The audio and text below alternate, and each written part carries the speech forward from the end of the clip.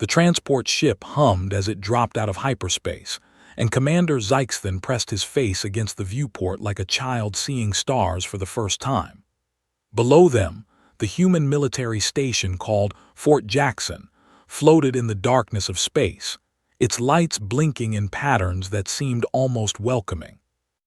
Zyxthan was a Voraki warrior, standing 7 feet tall with scales the color of dark emeralds and eyes that glowed a soft amber. His people were known throughout the galaxy as some of the most deadly fighters in existence.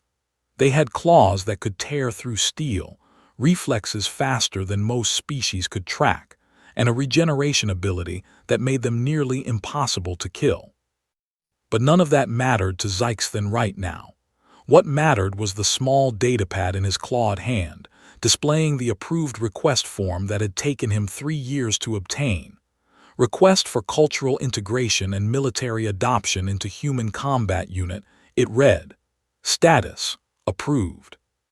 Behind him stood 11 other Voraki warriors, all of them nervous despite their fearsome appearances.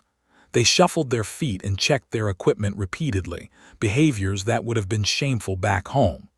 Voraki were not supposed to show nervousness. They were supposed to be cold, efficient, and without emotion. But these 12 Voraki were different. They were considered strange by their own people, outcasts who could not fit into the rigid structure of Voraki military life. And they all shared one thing in common. They had seen humans fight, and they wanted to understand how such small, fragile creatures could be so effective. Approaching Docking Bay 7, the pilot announced over the intercom. Human representatives are waiting. Zyxthan took a deep breath and turned to face his companions. Remember what we discussed. The humans value something called pack bonding. They form emotional connections with those they fight alongside. This is not weakness. This is their strength. We are here to learn. A young warrior named Krillak spoke up. Commander, what if they do not accept us? What if they see us as threats? Then we will prove ourselves, Zyxthan replied simply. We are not here to demand anything. We are here to request adoption into their pack. We must earn their trust. The ship shuddered as it locked into the docking clamps, and the doors slid open with a hiss. Zyxthan led his group down the ramp, their heavy boots echoing in the metal corridor. The air smelled different here, filled with scents he had never encountered before. Something sweet, something that made his stomach rumble. Waiting for them at the end of the corridor was a group of 5 humans. They were so small compared to the Voraki, the tallest among them barely reaching Zyxthan's chest. Their skin came in different shades of brown and pink, their hair in various colors, and their eyes held no glow at all. By all measurements, they should have been prey animals. But Zyxthan knew better. He had seen recordings of human soldiers charging into battles they could not win, refusing to retreat, fighting until their bodies literally could not move anymore. He had seen them drag wounded companions through enemy fire, taking injuries that should have been fatal, just to save one life. He had seen them mourn their dead with such intensity that it moved something deep inside him that he did not know existed. The human at the front of the group stepped forward. She was a female with dark skin and short-cropped black hair, her uniform marked with many colorful patches and medals. Her eyes were sharp and calculating as she looked up at Zyxthan, showing no fear whatsoever. "I'm Sergeant Major Patricia Williams," she said, her voice firm and clear. "I'll be your primary integration officer. Welcome to Fort Jackson." Zyxthan bowed his head in the gesture of respect he had studied. "I am Commander Zyxthan of the Voraki warrior caste. These are my warriors. We are honored to be received." Williams nodded once. "Let's get something straight right away. You're not going to be treated like guests here. If you want to be part of a human unit, you'll be treated like soldiers. That means following orders, participating in training, eating in the mess hall, and sleeping in the barracks with everyone else. Is that understood?" "Yes, Sergeant Major. That is exactly what we want." A hint of something crossed William's face. It might have been approval. "Good, follow me." She turned and walked away, not looking back to see if they followed. The other humans fell into step beside the Voraki, and Zykes then noticed that they kept their hands near their weapons. They were nervous too, he realized, but they did not let it stop them from doing their duty. The station was larger than Zykes had expected, filled with humans going about their daily tasks. They stopped and stared as the Voraki passed, some with curiosity, others with open hostility, and a few with expressions he could not read. One young human, barely more than a child in their years, actually waved at Krillak. The young warrior was so surprised that he waved back. "That's Private Rodriguez's kid," Williams explained without turning around. "Families live on station. Another thing you'll need to get used to. Humans don't separate their warriors from their loved ones like you Voraki do." This was information Zykes had read about but had not truly understood. Voraki warriors were taken from their families at birth and raised in training facilities. They had no parents, no children, no attachments. It was considered the proper way to create perfect soldiers. But human soldiers had families. They had children waiting for them to come home. They had partners who slept in empty beds while they were deployed. They had parents who worried about them every day. And yet they still fought. They still risked their lives. They still died. Why? Williams led them through a series of corridors until they reached a large room filled with beds arranged in neat rows. Each bed had a small locker beside it and a thin mattress covered with a single blanket. It was sparse and simple, nothing like the private quarters that Voraki commanders usually received. "This is your barracks," Williams said. "Pick a bed. Your equipment will be delivered shortly. Mess hall opens at 0600 and I expect to see all of you there. Tomorrow you'll begin training with Bravo Company 2nd Platoon. They're a good group, tough, fair, try not to kill anyone." Zykes blinked. "We would never harm our hosts." Williams actually smiled at that, though it was a small thing, barely visible. "I meant in training, Commander. Humans are fragile compared to Voraki. You'll need to learn control." She left without another word, and the Voraki found themselves alone in the barracks. They spread out slowly, each choosing a bed, testing the mattresses with uncertainty. Krillak sat on his bed and immediately sank down several inches, his eyes going wide. "It is soft," he whispered, as if afraid someone might hear. "Why is it soft?" "For comfort," Zykes replied, sitting on his own bed and experiencing the same strange sensation. Voraki slept on hard surfaces to toughen their bodies. This was completely different.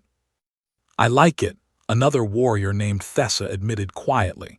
She was the only female in their group, her scales a lighter shade of green than the males. "Is that wrong?"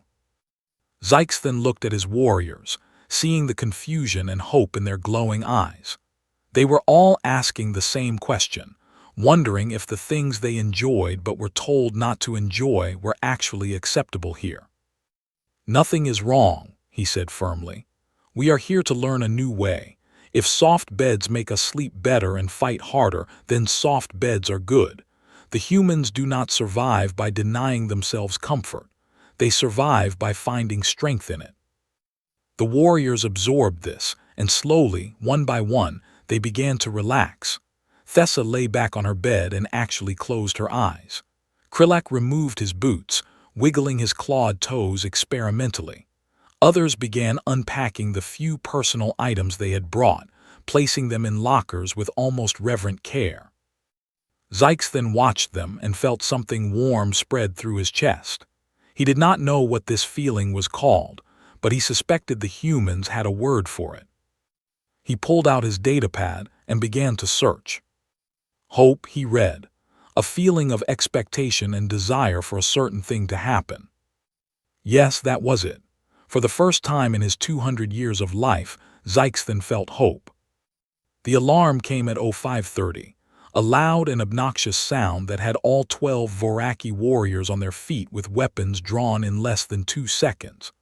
They stood in combat positions, scanning for threats, their hearts pounding and scales raised in defensive postures.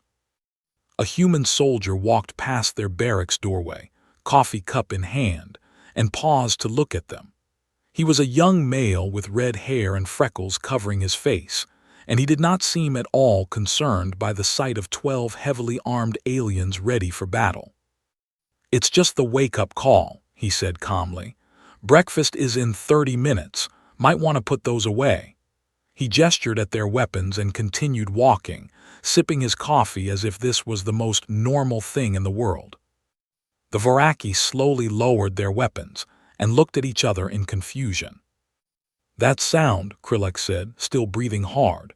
"It was designed to simulate an attack." "I do not think so," Zykes then replied slowly. "I think it is simply meant to wake them up." "But it is so aggressive, so violent." "Humans sleep deeply. Perhaps they require aggressive sounds to rouse them." They stored their weapons and prepared for the day, moving through the unfamiliar routine with uncertainty. The bathing facilities were strange, using water instead of the sonic cleaners the Voraki were accustomed to. Thessa discovered that the water could be heated and spent far longer than necessary standing under the spray, her eyes closed in obvious pleasure.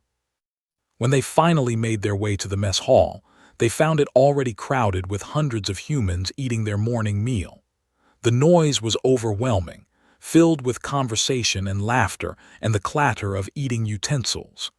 Voraki meal times were silent, efficient affairs, designed to get nutrients into the body as quickly as possible. This was something else entirely. Sergeant Major Williams was waiting for them near the serving line. "Grab a tray and get food. Sit wherever you want. If someone gives you trouble, come find me." The Voraki moved through the line, examining the strange food options with fascination. There were yellow fluffy substances that smelled of eggs, brown strips of something called bacon, round flat cakes covered in a sticky liquid, and various fruits and breads. Zykes then took some of everything, his curiosity overwhelming his caution. Finding a place to sit was more challenging. Every table was occupied by humans who looked up at the approaching aliens with varying degrees of welcome. Some shifted away, clearly uncomfortable. Others stared with open hostility. A few simply ignored them and continued eating. Then a hand went up near the back of the room. "Hey, lizard guys, over here." Zykes then turned to see a table of about a dozen humans waving them over. They were wearing the same unit patches, and several of them were grinning with what appeared to be genuine welcome. He led his warriors toward them, aware of every eye in the room following their progress. The human who had called out was a large male with dark brown skin and a shaved head. He shifted over to make room, bumping into his companions without apology. "I'm Corporal James Thompson. This is 2nd Platoon. Williams told us we'd be getting some new recruits." "I am Commander Zykeston. We are honored to join your pack." Thompson raised an eyebrow. "Pack, is that what you're calling it? Is that not the correct term?" The humans exchanged glances and Thompson laughed. It was a warm sound, not mocking at all. "Sure, why not? We can be a pack. Makes us sound cool like wolves or something. Sit down, eat up. We've got training in an hour and Sergeant Davis doesn't tolerate lateness." The Voraki sat, their large bodies cramped in the spaces designed for smaller humans. Krillek ended up pressed against a human female with blonde hair and pale skin, and he immediately tried to shift away, afraid of hurting her. "You're fine," she said, elbowing him gently. "I'm Private Maria Chen. Don't worry, we don't break that easily." "Your bones are hollow," Krillek said without thinking, "like birds." The table went silent, and Krillek's scales flushed with embarrassment. Then Chen burst out laughing. "Our bones are not hollow, you dork. That's a myth or something. Here, try the pancakes. Put lots of syrup on them." She demonstrated by drowning her own stack in the sticky liquid, and Krillek cautiously copied her. When he took a bite, his eyes went wide and his pupils dilated with pleasure. This is very good," he managed to say through a full mouth. "Right, maple syrup is humanity's greatest invention, and I will fight anyone who says otherwise." Zykes then watched his warriors interact with the humans, seeing walls come down that he had not even known existed. Thessa was showing a human male something on her datapad, their heads closed together as they talked. Another warrior named Grax was arm wrestling with Thompson, losing badly despite being twice the human size. "Your warriors are not what I expected," a voice said beside him. Zykes then turned to find a human female watching him. She was small, even for a human, with short dark hair and eyes that seemed to see everything. Her rank insignia identified her as Sergeant Davis, the leader of 2nd Platoon. "What did you expect?" he asked. "Cold, emotionless. That's what all the reports say about Varaki. That is what we are trained to be. But these warriors," he hesitated, searching for the right words, "they never fit that mold. They feel too much. They care too deeply. Among our people, this is considered a defect." Davis nodded slowly. "And among humans, it's considered a strength. Interesting. That is why we are here. We want to understand how emotions can make warriors stronger instead of weaker." "I can show you," Davis said, her expression thoughtful. "But it won't be easy. Pack bonding isn't just about fighting together. It's about trusting each other completely. It's about knowing that every person beside you would die for you and you would die for them. It's about becoming family." "We do not have families." "Then maybe it's time you got one." The training started an hour later, and it was unlike anything the Voraki had ever experienced. On their home world, training was individual. Each warrior competed against every other warrior, fighting for rank and resources. Cooperation was discouraged because it was seen as weakness. If you could not survive alone, you did not deserve to survive at all. But here, everything was different. The humans moved as a unit, each person watching out for the others. When one soldier stumbled during a run, others grabbed their arms and kept them moving. When someone fell behind in the obstacle course, the entire group slowed down to match their pace. No one was left behind, ever. "This is inefficient," Grax complained as they waited for a slower human to catch up. "We could complete the course faster without him." Sergeant Davis heard him and walked over, her face calm but her eyes hard. "You're right. We could. And what happens when that soldier is the one with the radio when we're under fire? What happens when he's the medic who has to save your life? What happens when he's the only one who knows where the enemy is hiding?" Grax did not answer. "In combat, every person matters. We don't leave anyone behind because anyone could be the one we need most. That's not inefficiency, soldier. That's survival." She walked away, and Grax stood very still, processing what he had heard. Zykes then saw the moment when understanding dawned in the young warrior's eyes, and something shifted in his expression. From that moment on, Grax never complained about waiting again. The days turned into weeks, and the weeks turned into months.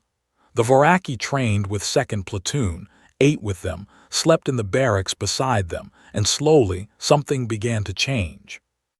Krillak developed what the humans called a crush on Private Chen. He followed her around like a lost puppy, bringing her extra portions of food and offering to carry her equipment. Chen found this adorable rather than annoying, and the two of them became inseparable. Thessa became the unofficial tech support for the entire unit, her skills with alien technology making her invaluable. Humans would come to her with broken datapads and malfunctioning weapons, and she would fix them while chatting happily about whatever topic interested her that day. Grax became Thompson's workout partner, the two of them pushing each other to greater and greater feats of strength. The human could not match the Voraki's raw power, but he had a determination that was almost frightening, never giving up even when his muscles were shaking and his body was drenched in sweat. And Zykes then found himself spending more and more time with Sergeant Davis, learning not just combat tactics but leadership philosophy. She taught him that a good leader was not the one who gave the most orders, but the one who earned the most loyalty. "Your soldiers should follow you because they want to," she explained one evening as they sat in the mess hall. "Not because they have to. If you have to force obedience, you've already lost." "But how do you earn that loyalty?" "By caring about them. By knowing their names, their families, their fears, their dreams. By being willing to do anything you ask them to do. By being the first one into danger and the last one to leave. By treating them like people, not tools." Zykes then thought about the commanders he had served under in the Voraki military. None of them had known his name. None of them had cared whether he lived or died. He had been a resource to be used, nothing more. But here, Davis knew every soldier in her platoon. She knew that Thompson sent money home to his mother every month. She knew that Chen was studying for medical certification in her spare time. She knew that Private Rodriguez's daughter had just started school and that Private Kim was planning to propose to his partner. And she knew the Voraki too. She knew that Krillak had nightmares about a battle where he had been the only survivor. She knew that Thessa had wanted to be an engineer before she was forced into the warrior caste. She knew that Grax had a secret love of poetry that he was too embarrassed to admit. She knew that Zykes then felt lost, caught between two worlds, unsure of who he was supposed to be. "You're not just adding aliens to your unit," he said slowly, realization dawning. "You're turning us into family." Davis smiled, and it was the most genuine expression he had ever seen on her face. "You catch on quick. That's what pack bonding really means, Zykes. It's not just fighting together, it's belonging together." For the first time since arriving at Fort Jackson, Zykes then let himself believe that he might actually find what he was looking for. The first real test came 6 months into their training, and it came without warning. The alarms were different this time, sharper and more urgent than the morning wake-up call. Red lights flashed through the corridors, and a voice came over the station intercom with controlled urgency. "All combat personnel to stations. This is not a drill. Repeat, this is not a drill. Unknown hostiles detected in Sector 7. All combat personnel to stations." Second platoon assembled in record time, humans and Voraki moving together with practiced efficiency. They had trained for this moment, running countless drills and simulations, but nothing could fully prepare them for the reality of combat. Sergeant Davis briefed them quickly. "A group of Harkin raiders has breached the outer perimeter. They're heading for the civilian section. Our job is to stop them before they get there." Zykes then felt his scales rise in response to the threat. The Harkin were a brutal species, mercenaries and slavers who took what they wanted and killed anyone who got in their way. He had fought them before, back when he was still a Voraki soldier, and he knew how dangerous they could be. But he had never fought them with a pack before. The platoon moved out, weapons ready, every soldier watching their assigned sector. The Voraki took point, their superior senses alerting them to dangers the humans could not detect. Behind them, the humans moved in tight formation, covering angles and watching for flanking attacks. "Contact," Thessa hissed, her voice barely above a whisper. 12 hostiles 30 meters ahead, moving toward Junction 7.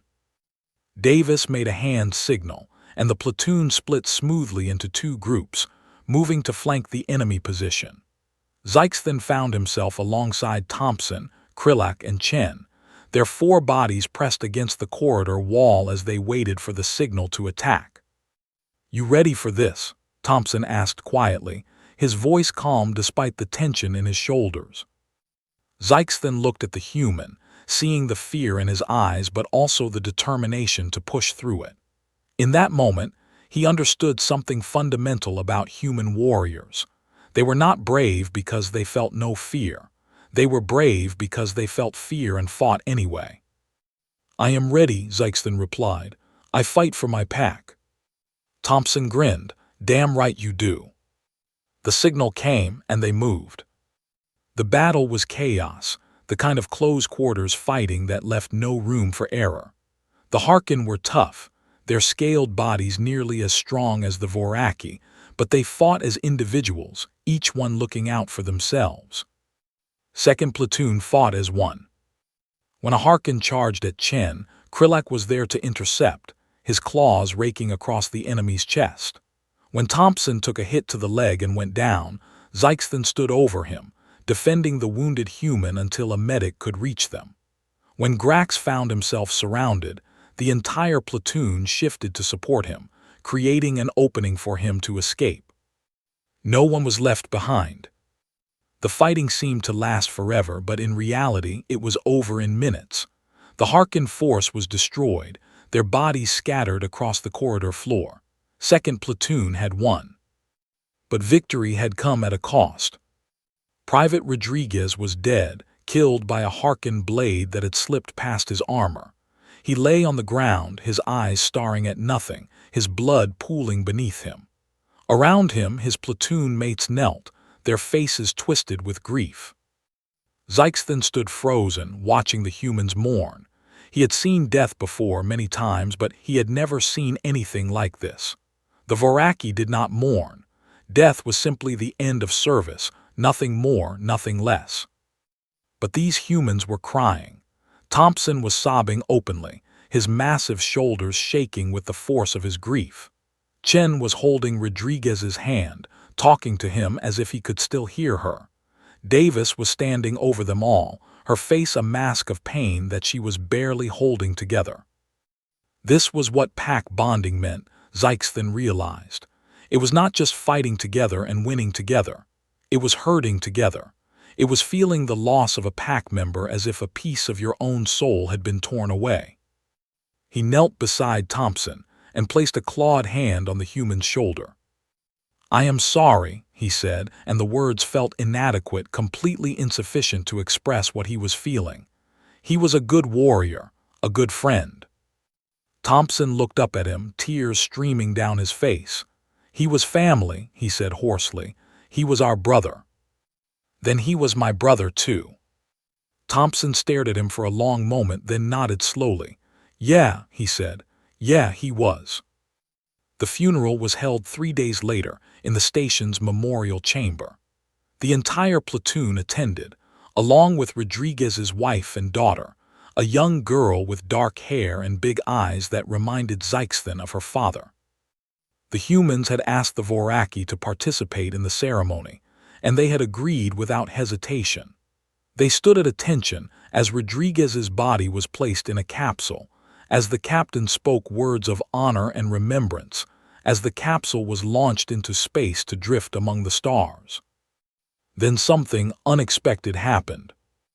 Rodriguez's daughter walked up to Krillak, her small hand reaching up toward him. The young Voraki looked down at her in confusion, unsure of what to do.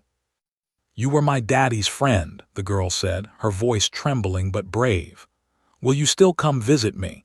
He said you told the best stories." Krillak looked helplessly at Zyxthan, who gave him a small nod. The young warrior knelt down, bringing himself to the girl's level, and spoke in the gentlest voice any of them had ever heard him use. "I will come visit you every day if you want," he said, "and I will tell you all the stories I know, and then I will learn more stories just for you." The girl threw her arms around Krillak's neck, hugging him tightly. The Voraki froze for a moment, completely unaccustomed to physical affection, but then his arms slowly came up and he hugged her back. Zyxthan watched them and felt something break open inside him, something that had been locked away for 200 years. He felt tears forming in his eyes, an experience so unfamiliar that it took him a moment to understand what was happening. He was crying. A hand slipped into his, small and warm and human. He looked down to see Sergeant Davis standing beside him, her own eyes wet with tears. "Welcome to the pack," she said softly, "for better and for worse." Zyxthan squeezed her hand, letting the tears fall freely for the first time in his life. He did not know what the future held, did not know if his warriors would ever be able to go home again, did not know if they would be accepted or rejected by both species. But in that moment, none of it mattered. They had a family now, they had a pack, and they would fight for it until their very last breath. 2 years passed, and Second Platoon became something legendary. Word spread through the military about the Voraki warriors who had requested adoption into a human unit, and opinions were divided. Some saw it as a sign of progress, proof that species could work together despite their differences. Others saw it as a security risk, warning that the aliens could not be trusted, that their true loyalty would always be to their own kind. But the soldiers who served with them knew the truth. The Voraki of Second Platoon were not aliens pretending to be human. They were pack members, brothers and sisters who had bled alongside their human companions and mourned the same losses. They had changed, evolved, become something new that did not fit neatly into any category. And they were about to face their greatest test. The war with the collective had been building for years, a conflict that spanned dozens of star systems and threatened the stability of the entire galaxy. The collective was a hive mind species, billions of individuals sharing a single consciousness, moving with perfect coordination toward a single goal: the assimilation or destruction of all other life. Fort Jackson was deployed to the front lines, along with dozens of other stations and ships. Second Platoon was assigned to defend a strategic communications relay on a moon called Terminus, a frozen wasteland where the temperature dropped to -100 at night and the winds could strip flesh from bone. "This relay is the only thing connecting our forces in this sector," Commander Williams briefed them before deployment. She had been promoted since their arrival, now leading the entire battalion, but she still took time to personally address Second Platoon. "If it falls, we lose coordination across 12 systems. The collective knows this. They will throw everything they have at us." "How long do we need to hold?" Davis asked. "Until reinforcements arrive. That could be hours, that could be days. Whatever happens, that relay stays operational." The platoon deployed to Terminus with full combat gear, digging into defensive positions around the relay station. The Voraki handled the cold better than the humans, their scaled bodies able to regulate temperature more efficiently, so they took the outer positions while their human pack mates defended the inner perimeter. The first wave came at dawn, a tide of collective drones pouring across the frozen landscape. They were not individuals, not in any meaningful sense, just extensions of the hive mind, disposable bodies sent to test the defenses. Second Platoon cut them down by the hundreds. The second wave was worse, incorporating adapted tactics based on what the hive mind had learned from the first assault. The drones were smarter now, using cover and coordinating their attacks, probing for weaknesses in the defense. They found none. The third wave came with heavy support, massive war machines that walked on 6 legs and carried weapons powerful enough to punch through the relay station's walls. Zykes then led a strike team to intercept them, Voraki and humans fighting side by side in the freezing wind, buying time for the engineers to reinforce the defenses. It was during this assault that Grax fell. He had been protecting a human soldier who had taken a hit, standing over the wounded man and deflecting attacks with his bare claws. He did not see the drone that came from behind, did not feel the blade until it was already buried in his back. Krillek saw it happen. He screamed, a sound of pure rage and grief that echoed across the battlefield, and charged into the collective swarm without thought for his own safety. Thompson and Chen were right behind him, and together they carved a path to Grax's side. But it was too late. Grax lay in the snow, his green scales stained with purple blood, his eyes already dimming. Krillek held him, tears freezing on his scaled face, begging him to hold on. "It is all right, brother," Grax whispered, his voice barely audible over the wind. "I am not afraid. I have a pack. I have a family. I die with honor." His eyes closed and he was gone. There was no time to mourn, not in the middle of battle. They carried his body back to the relay station and kept fighting, their grief transformed into fury that made them nearly unstoppable. The collective kept coming, wave after wave, but 2nd Platoon refused to break. They held for 2 days.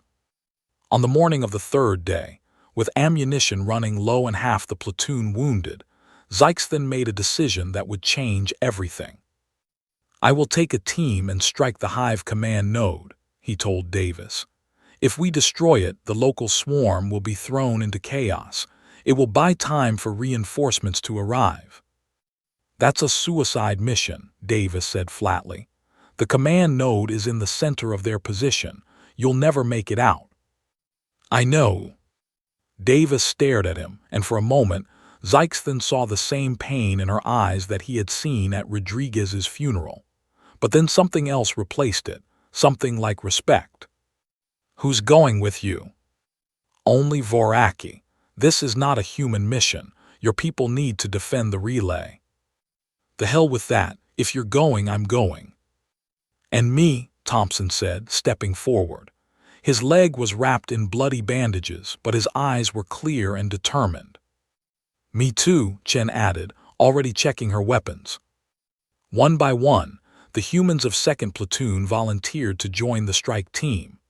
Every single one of them, wounded or not, ready to walk into certain death beside their Voraki pack mates. Zykes then felt his throat tighten with emotion. 2 years ago, he would not have understood this. He would have seen it as foolish, wasteful, inefficient. But now he understood. This was what pack bonding meant. This was what it meant to be family. "No," he said firmly. "The relay must be defended. The mission comes first." "Zix, you can't do this alone," Davis insisted. "I will not be alone. I will take Krillak, Thessa, and 2 others. A small team, fast and quiet. The humans stay here and hold the line." It was not a request, and Davis knew it. She stepped forward and pulled him into a hug, her arms barely reaching around his massive body. He felt her tears against his scales and hugged her back. "Come back," she whispered. "That's an order." "I will do my best."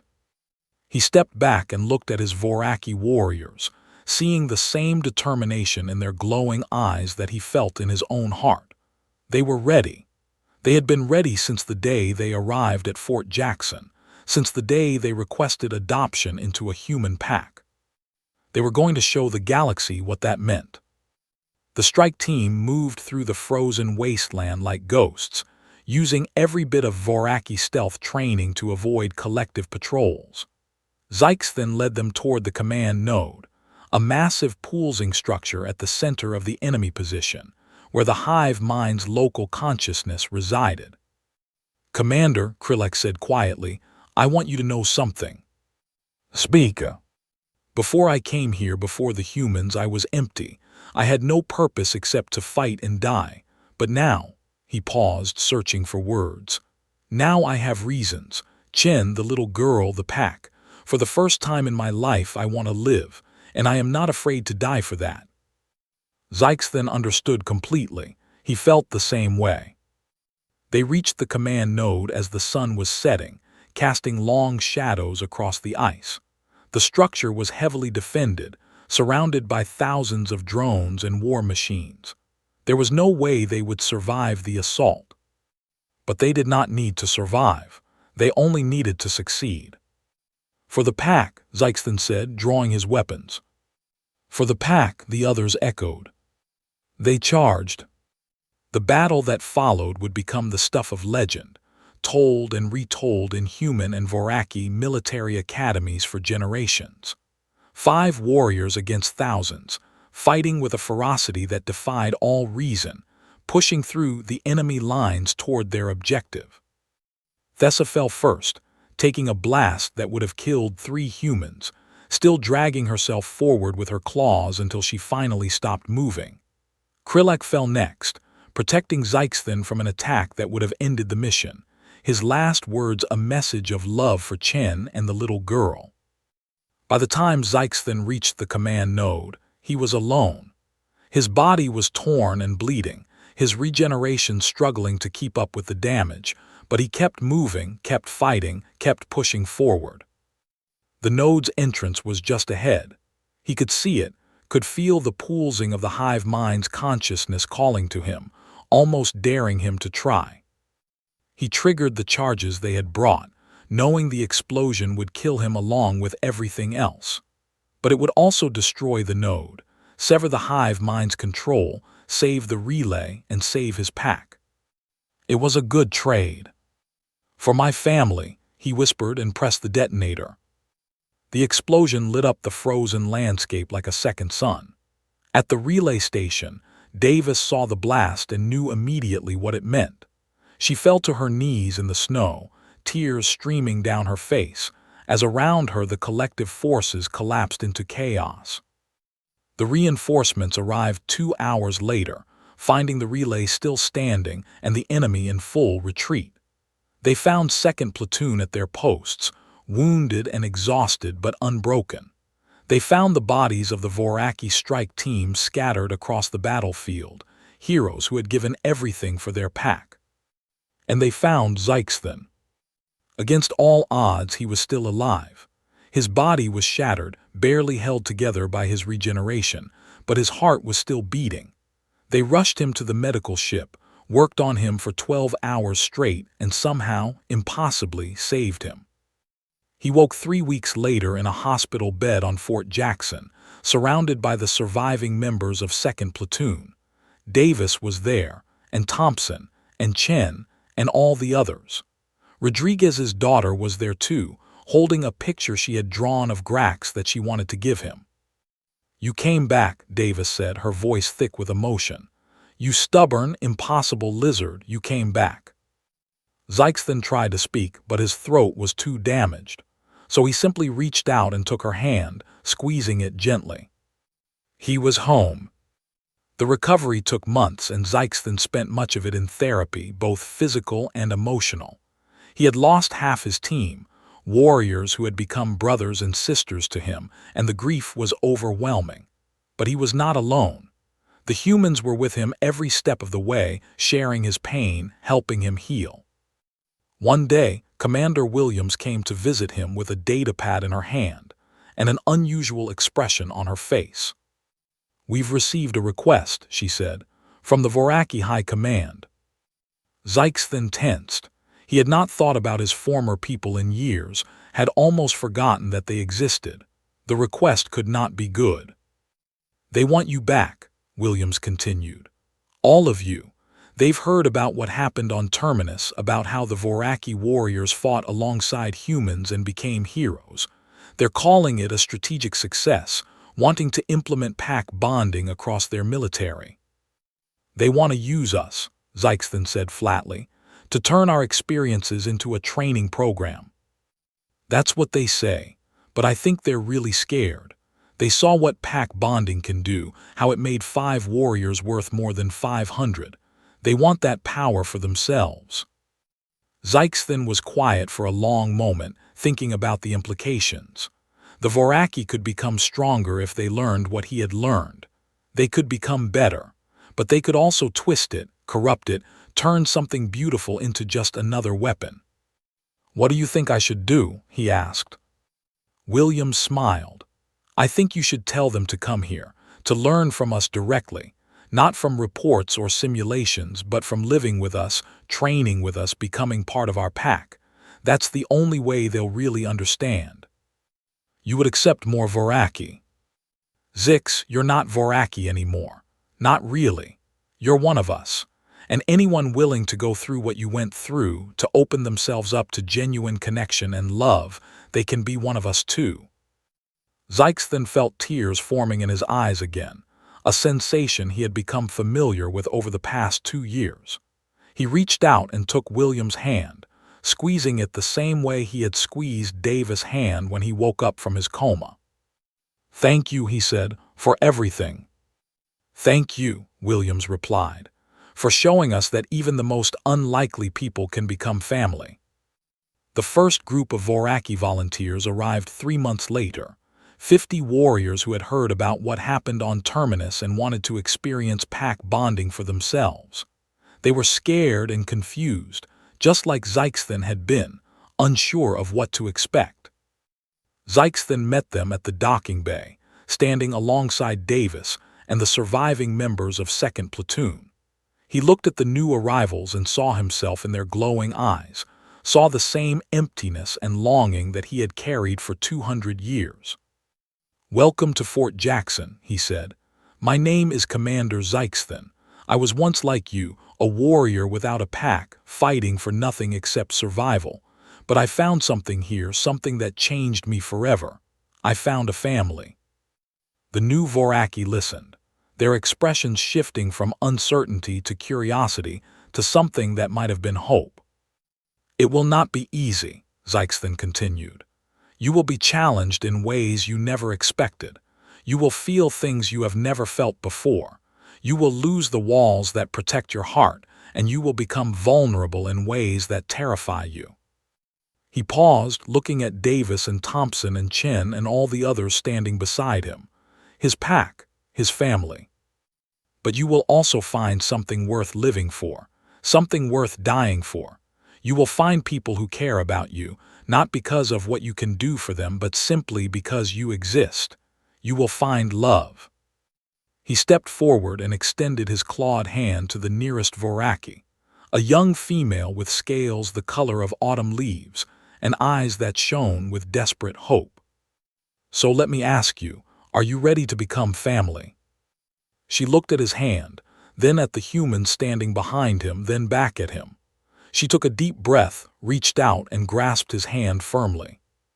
"Yes," she said, "I am ready." Zykeston smiled, the expression feeling natural now after years of practice. He pulled her forward, guiding her toward the humans who were already moving to welcome the new arrivals.